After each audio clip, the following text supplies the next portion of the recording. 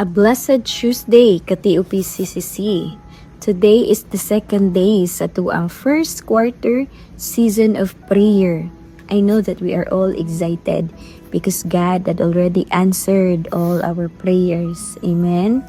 At this moment, I want you to open your Bible in the book of James chapter 5 verse 16. It says here, "Therefore confess your sins to each other and pray for each other so that you may be healed.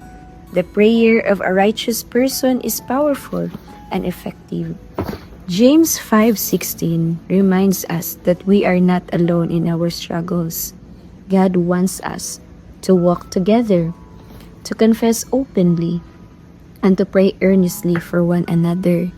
Ang atong pag-ampo igsuon usag yun ni ka mahinungdanon sa atong kinabuhi. Your prayers, our prayers matter. Una sa tanan, if we confess our sins, number one, it can bring us healing. Dili na gyud ikalimod nga nagklase-klase ng mga balatian karon. Daghan ng mga kabataan ang gidala na sa balay tambalanan tungod kay nagkagrabi ang ilang mga sakit. But let us trust fully to the one who can heal us completely. Amen. Number two, it can bring us forgiveness. When we confess our sins to God, we are acknowledging our wrongs and turning away from them. Ang Ginoo nagasaad sa pagpasaylo kung tinuod ang atong kasing-kasing sa paghinulsol.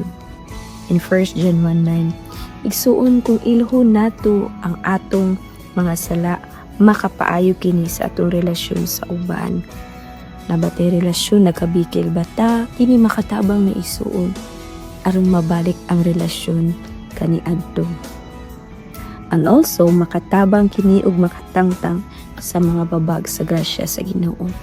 And lastly, we confess our sins to God and pray for one another. We can experience the kind of breakthrough igsuon.